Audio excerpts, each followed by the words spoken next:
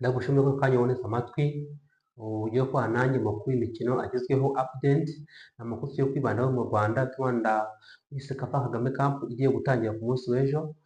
Turakurebaho imyiteguro ari Rayon Sports ari APR uko bimeze, turaza guca muri makipe yo muri shampiyona mu Rwanda uburyo ki ateye, uburyo arimo yitegura imyiteguro. Turaza kunyarukira hanze y'u Rwanda turebe uko ikipe ya Espagne na Argentine byakiriye mu bihugu byabo ubwo bamaze gukina finale muri Amerika. Turaza kureba uko imyiteguro yari imeze n'uko byagenze. Wowe rero uneze muri kano kanya, abashyashya turabakiriye bakore subscribe, bakore share, ndetse n'abasanzwe namwe bakura ingofero. Ibindi kugeraho no kubera mwebwe. Tugiye gutangira tureba kuri ejo kuba twarebye ku itsinda rya mbere, aho ikipe ya APR yari kumwe na Vipers iri kumwe na Gor Mahia, uburyo ki iri kwitegura. Ikipe ya Vipers yageze i Kigali, ikipe ya Gor Mahia yo ihamaze iminsi. Ejo yarasuwe n'urwibutso rwa jenoside rwa Gisozi. Ikipe ya Gor Mahia rwose bari bafite amafoto meza bagiye gusura urwibutso ruhukiyemo inzirakarengane za jenoside mwaka w'igihumbi kimwe magana cyenda na kane. Amakuru ari kwivugwamo muri kano kanya ni uko umuvugizi wayo w'icyubahiro wungirije ejo hari amagambo yatangaje ku bafana avuga ati mwadusabye ibishoboka byose twarabikoze, twabaguriye abakinnyi, namwe ni umunsi mwiza wo kutwereka ko ejo muzamuhari, kuko ejo ikipe ya APR niyo kipe ya mbere ya hano mu Rwanda, kuko ni APR na Rayon Sports. APR niyo izabanza gukina nk'ikipe ya mbere hano mu Rwanda, izakina saa moya z'ijoro n'ikipe ya Vipers. Ubwo ko rero umuvugizi wungirije w'icyubahiro wa kabiri yavuze ati bafana rero ni muze ejo natwe turabashaka ngo tubabone. Niyo ngosanye ko abaguriye abakinnyi benshi bagiye batandukanye, namwe ni muze. Aravuga ati itike umuntu uzagura tike ejo ishobora kuzamuhesha amahirwe yo kuzongera kubona indi tike yo kuzareba undi mukino mu mikino ikipe ya APR itegura cyangwa se iyo yitegurira. Ubwo ni shampiyona, igikombe cy'amahoro, ni cya perezida zitabira, bashobora kuzajya amahirwe bakazongera bakavuga ati muze mwinjire mugendeye kuri ya tike mwagendeyeho ku munsi w'ejo. Ahangaha yaravuze ati nimuze mudushyigikire, igikombe cya Sekafa cy'umwaka kizajye mu bindi bikombe, kuvuga ngo kizajya mu bindi bikombe ikipe ya APR ifite muri kano kanya.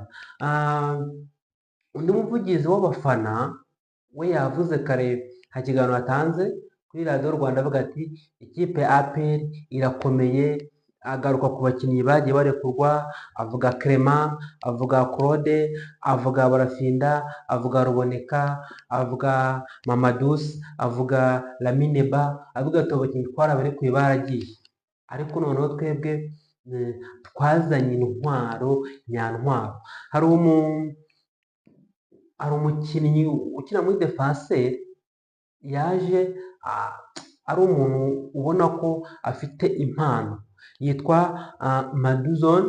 Uyu Maduzone w'ikipe ya APR arimo araca ibintu muri ino minsi, ugomba no kumwitega muri ino Sekafa ko ari izagaragaza abakinnyi bagiye batandukanye. Aravuga ati uyu mukinnyi Maduzone, umuntu yafashe iriya foto bari mu myitozo, usibye ikipe ya APR n'ikipe y'igihugu Amavubi, nta wundi muntu ushobora gutunga uriya mukinnyi hano mu Rwanda.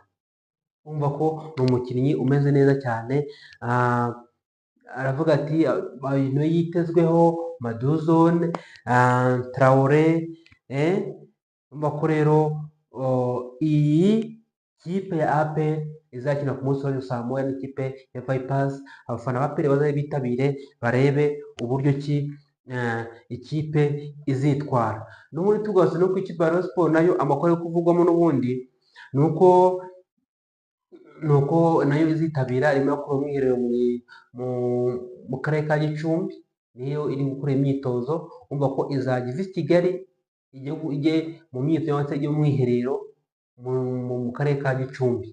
Urumva ko rero kubera ko iyi Sekafa Ferwafa niyo ifite mu nshingano zayo, kuvuga ngo iba ikwiye kumenya ngo ikipe igomba kujya aha aho ikorera imyitozo, ikava mu mwiherero igera ku kibuga, ibyo bishinzwe Ferwafa.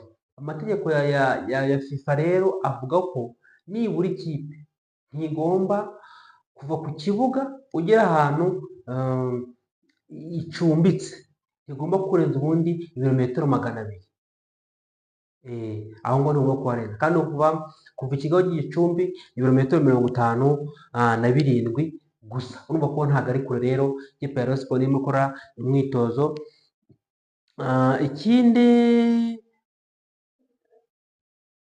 mu myitozo usibye uw'Umukiza Obed niyo mukinnyi ushobora kuba ari kuvuga ko ashobora kuba yaravunitse, ariko abandi barahari rwose bameze neza. Urumva ko rero nta kintu bitwaye. Muri Rayon Sports abagiye bavugamo ngo bagiye batanga amafaranga agiye atandukanye, ariko nka Paul Muvunyi we yavuze ko ngo ashobora kuzatanga miliyoni 100 z'amadolari, ibihumbi 100 by'amadolari, ngo ni miliyoni 100 z'amanyarwanda. Urumva ko rero amakipe ya Rayon Sports ifite umuterankunga nka Beka n'ubundi itera inkunga ishampiyona y'u Rwanda ni Beka Premier League. Urumva ko ifite Skol, ifite James, ni amakampani yagiye ashora muri Rayon Sports. Urumva ko Rayon Sports rero igiye kuba ifite ibintu byinshi kandi abakinnyi benshi, abafana muze muri gukora ikipe ya Rayon Sports izitwara ku cyumweru niho izakina ikipe ya Rayon Sports. Duciye mu ikipe ya Police FC, iyi Police yo yemeje abatoza babiri bayo, umutoza mukuru, umutoza wungirije, ni batoza ifite igomba gukoresha. Ikindi yabonye umuvugizi wayo, umuvugizi wa polisi yitwa Diane Ntakirutimana. Uyu ni umupolisi, ni umwe mu bapolisi hano mu Rwanda afite ipeta, ni uwa gatatu afite ipeta riri hejuru hano mu gihugu cy'u Rwanda. Urumva ko rero ikipe ya polisi ifite intego nziza nayo kugira ngo ikore cyane, kugira ngo izarebe ko izagera ahantu kure hashimishije. Ikindi, uyu munsi ikipe ya polisi ifite pre conference n'abanyamakuru, aho umutoza aza kugaragaza imishinga bafite, abakinnyi runaka bose. Urumva ko ni ikiganiro kujyana n'abanyamakuru, kiza kuba ari ikiganiro cyiza cyane. Andi makuru ni muri ikipe ya Gorilla. Iyi Gorilla yazanye umunyezamu wayo Aime Gaël, niyo yasinyishije nimugoroba, ku buryo ikipe ya Gorilla nayo iri kwiyubaka kugira ngo izabashe kuzana imbaraga mu buryo bwose bushoboka, hagenda isinyisha abakinnyi mu buryo bugiye butandukanye, kandi kugira ngo ikomere nayo izaba imeze neza mu shampiyona ugiye gutangira mu mezi ari imbere. Ubundi indi kipe ni Mukura. Iyi Mukura koze dusesengura ejo mu kiganiro twakoze ejo, tumaze kukira muri video zatambutse, aho yatandukanye n'umutoza mu masaha make amaze gusinya. Ahangaho ikipe ya Mukura itandukanye n'umutoza wayo, aho yese ubona ikipe imuha amafaranga menshi hanze, ahita abwira perezida wa Mukura ati mbwira konti yawe, ahita umushahara bari kujya bamuhemba ahita wo kurusha 8. Birangira rero ikipe ya Mukura ibonye ibuze umutoza. Ikindi, mu gitondo ikipe ya Mukura yasinyishije abakinnyi 2 b'ingenzi, iragenda isinyisha umunsi ku munsi. Mu ikipe ya Espoir y'i Rusizi, iyi kipe yamanutse mu cyiciro cya 2, ariko afashe umwanzuro isenya staff yose yayishenye. Umuntu asigaye ni team manager,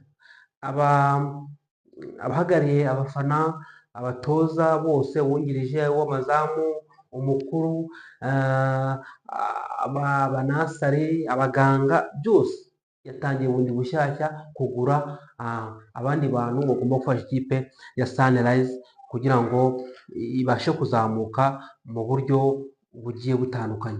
Urumva ko rero ikindi twasorezaho ni uko ikipe ya Espagne yageze mu gihugu cyabo ijyanye igikombe mu buryo bwiza cyane, bayakire neza ku mihanda, babafana bagira gute, yagezeho neza rwose, abona ko bishimiye igikombe cya 2 yatwaye mu ikipe ya Argentine, igitego 1-0 uko umupira kwabagejejeho, kandi twanabwiye ibintu bigiye bitandukanye.